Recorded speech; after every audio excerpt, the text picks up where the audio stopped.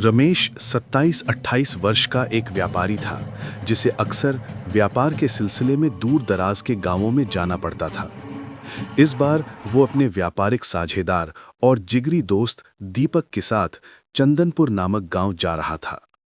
दोनों रात के 8 बजे एक छोटे से बस स्टॉप पर उतरे। आसपास पूछने पर उन्हें पता चला कि चंदनपुर जाने के लिए उन्हें पैदल ही कच्चे और सुनसान रास्ते से जाना पड़ेगा, क्योंकि वहां कोई वाहन नहीं जाता था। चूंकि वे पहली बार यहां आए थे, उन्होंने बस स्टॉप के पास एक चाय की दुकान चलाने वाले एक वृद्ध व्यक्ति से रास्ता पूछा। सीधे इसी पगडंडी पर चलते जाना बेटा, चंदनपुर मिल जाएगा। वृद्ध ने रास्ता बताया और फिर उसकी आवाज में एक अजीब सी गंभीरता आ गई। मगर रात को उस रास्ते पर जाना ठीक नहीं है, उधर से कई लोग वापस नहीं लौटे। रमेश और दीपक दोनों ने उस चेतावनी को नजरअंदाज कर दिया। व्यापार का काम जरूरी था और वे किसी अंधविश्वास में यकीन नहीं करते थे। दोनों अपनी टॉर्च की रोशनी में जंगल के रास्ते पर आगे बढ़ने लगे। रास्ता वाकई बेहद सुनसान था। केवल उनके जूतों की आवाज और रात के कीड़ों की हल्की भिनभिनाहट ही सुनाई दे रही थी। अचानक मौसम तेजी से बदला। आसमान में बिजली कड़कने लगी और देखते ही देखते मूसलाधार बारिश शुरू हो गई। वे भीगने से बचने के लिए तेजी से आगे बढ़ने लगे। थोड़ी देर चलने पर उनकी टॉर्च की रोशनी में जंगल के बीचों बीच एक छोटी सी झोपड़ी दिखाई दी। चल दीपक, जल्दी से, बारिश रुकने तक वहां छिप जाते हैं, रमेश बोला और दोनों झोपड़ी की तरफ दौड़ पड़े। झोपड़ी से एक 30-32 साल की महिला निकली। उसके चेहरे पर एक अजीब सी विरक्ति थी और उसकी आंखें सामान्य से ज्यादा गहरी लग रही थीं। आइए, अंदर आ जाइए, इतनी बारिश में बाहर मत रहिए, महिला ने लगभग एक समान आवाज में कहा। दीपक ने संकोच करते हुए कहा, नहीं, हम यहीं बाहर ठीक हैं। मगर महिला ने असामान्य आग्रह किया। अंदर आ जाइए, वरना भीग जाएंगे, ये जंगल रात में खतरनाक है। उन दोनों को महिला का व्यवहार थोड़ा अजीब लगा, पर बारिश से बचने के लिए वे अंदर चले गए। झोपड़ी के अंदर एक कोने में एक पुरानी लालटेन जल रही थी, जिसकी धीमी रोशनी पूरे कमरे में एक डरावना साया डाल रही थी। अंदर एक 6-7 साल का लड़का बैठा था, जो उन्हें देखकर भी बिना कोई प्रतिक्रिया दिए जमीन पर खेलता रहा। झोपड़ी में और कोई नहीं था। रमेश ने महिला से पूछा कि वो इतनी घनी जंगल में अकेली सिर्फ एक छोटे बच्चे के साथ कैसे रहती है, पर महिला ने कोई जवाब नहीं दिया और अपने बच्चे को लेकर झोपड़ी के अंदर वाले अंधेरे कमरे में चली गई। रमेश और दीपक वहीं बैठे रहे। उन्हें बेहद असहज महसूस हो रहा था। उन्हें लग रहा था जैसे उन्हें यहाँ नहीं रुकना चाहिए था। थोड़ी देर बाद उन्हें अंदर वाले कमरे से फुसफुसाहट की आवाज़ सुनाई दी। आवाज़ बहुत दबी हुई थी, पर उस सन्नाटे में साफ सुनी जा सकती थी। दीपक ने उत्सुकता और डर के मिश्रण से धीरे से उठकर दीवार की दरार से झांक कर देखा। उसकी आंखें फटी की फटी रह गईं। उसका गला सूख गया और उसके पूरे शरीर में बिजली का एक झटका लगा। बच्चा सचमुच हवा में थोड़ा सा ऊपर तैर रहा था और वो अपनी माँ से कह रहा था, माँ, मुझे जल्दी खून पीना है और गोश्त भी खाना है, मुझे बहुत तेज भूख लगी है। महिला ने एक विभत्स मुस्कान के साथ जवाब दिया, बस थोड़ा रुक जा मेरे लाल, मैं अभी उन्हें चाय देकर आती हूँ। उसे पीते ही वे हमारे वश में आ जाएंगे, फिर तो जी भरकर अपनी प्यास बुझा लेना। ये सुनकर दीपक के पैरों तले जमीन खिसक गई। वे कोई साधारण इंसान नहीं थे, वे खतरनाक आत्माएं या शायद राक्षस थे।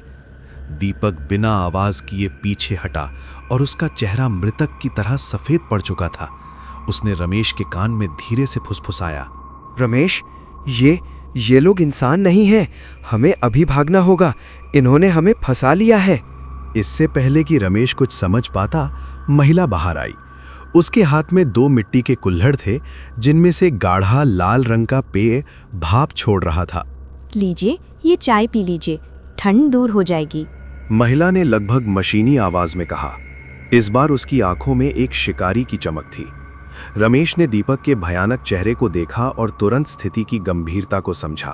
अरे धन्यवाद बहन, पर हमें बहुत देर हो गई है। हमें तुरंत चंदनपुर पहुंचना होगा, वरना हमारा काम बिगड़ जाएगा। रमेश ने सामान्य दिखने की एक नाकाम कोशिश करते हुए कहा। महिला की आंखों की चमक क्रोध में बदल गई। उसने कुल्हड़ जमीन पर फेंक दिए। उनमें से खून जैसी दिखने वाली कोई चीज जमीन पर फैल गई। तुम कहीं नहीं जा सकते। महिला की आवाज अब गहरी और भयानक हो चुकी थी, जैसे किसी पुरुष की हो।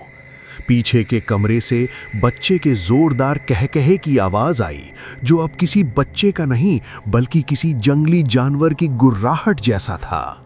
दीपक और रमेश बिना एक पल गंवाए झोपड़ी के दरवाजे की तरफ भागे। जैसे ही वे दरवाजे पर पहुंचे, महिला किसी अविश्वसनीय तेजी से उनके सामने आ खड़ी हुई। उसकी आंखें अंधेरे में चमक रही थीं और उसके नाखून लंबी काली पंजों में बदल चुके थे। तुम मेरी भूख हो, भागने की कोशिश मत करो। रमेश ने हिम्मत जुटाई और अपनी टॉर्च की तेज रोशनी महिला के चेहरे पर डाली। महिला की आंखें अचानक सिकुड़ गईं। इसी क्षण का फायदा उठाकर रमेश ने महिला को एक तरफ जोरदार धक्का दिया और दीपक के साथ दरवाजे से बाहर निकलकर मूसलाधार बारिश और घने अंधेरे में जान बचाकर भागे। वे बिना पीछे देखे अपनी पूरी ताकत से उस कच्चे रास्ते पर दौड़ रहे थे। बारिश की आवाज में भी उन्हें पीछे से तेज कदमों की आहट सुनाई दे रही थी। वो हमारा पीछा कर रहे हैं। दीपक हांफते हुए चिल्लाया। रमेश को याद आया कि झोपड़ी के पास एक छोटा सा तालाब था। तालाब की तरफ भाग, शायद पानी में उन्हें दिक्कत हो। जैसे ही वे तालाब के किनारे पहुंचे, उन्हें पीछे से एक भयंकर चीख सुनाई दी। उन्होंने मुड़कर देखा। वो महिला और बच्चा दोनों अब हवा में तैरते हुए उनकी तरफ अमानवीय गति से आ रहे थे। बच्चे के छोटे छोटे दांत अब नुकीले खूनी फैंग्स में बदल चुके थे। रमेश ने अपनी जेब में हाथ डाला और उसे एक छोटी सी चाकू मिली, जो उसने व्यापार के काम से रखी थी। वो जानता था कि ये इन शैतानों के सामने कुछ नहीं है, पर उसके पास और कोई रास्ता नहीं था। दीपक, पानी में कूद जा, मैं इन्हें भटकाता हूँ। दीपक ने देर न करते हुए तालाब के गहरे पानी में छलांग लगा दी। जैसे ही रमेश पीछे मुड़ा, महिला उसके सामने खड़ी थी। उसकी सड़ी हुई सांस रमेश को महसूस हुई। तुम मरोगे। महिला ने अपने नुकीले पंजों से उस पर वार किया। रमेश ने तेजी से पीछे हटकर अपनी सारी ताकत लगाकर उस चाकू से महिला के पेट पर वार किया। एक तेज अमानवीय चीख के साथ महिला पीछे हटी। उसका शरीर हवा में बिजली की तरह कांपने लगा और वो एक अजीब से धुएं में बदल गई, जो कुछ ही पलों में बारिश में घुल गया। बच्चा, जो अब और भी विकराल लग रहा था, एक पल के लिए रुक गया। उसकी लाल आंखें रमेश को घूर रही थीं। फिर वो अपने मां के अदृश्य होने की जगह पर एक अंतिम गुर्राहट छोड़कर घनी जंगल के अंधेरे में ओझल हो गया। रमेश हाफते हुए पानी में कूदा, जहां दीपक पहले से ही उसका इंतजार कर रहा था। उन्होंने पूरी रात पानी में छिपकर गुजारी, इस डर से कि कहीं वो भयानक बच्चा लौट ना आए। अगली सुबह जब सूरज की पहली किरणें जंगल में आईं, तो दोनों अत्यधिक डर और थकावट के साथ चंदनपुर पहुंचे। उन्होंने कभी किसी को उस रात की भयानक घटना के बारे में नहीं बताया, क्योंकि उन्हें डर था कि कोई उन पर विश्वास नहीं करेगा। मगर रमेश और दीपक दोनों जानते थे कि चंदनपुर के रास्ते पर उस मूसलाधार बारिश वाली रात वे मौत की एक भयानक झोपड़ी से जिंदा बचकर निकले थे।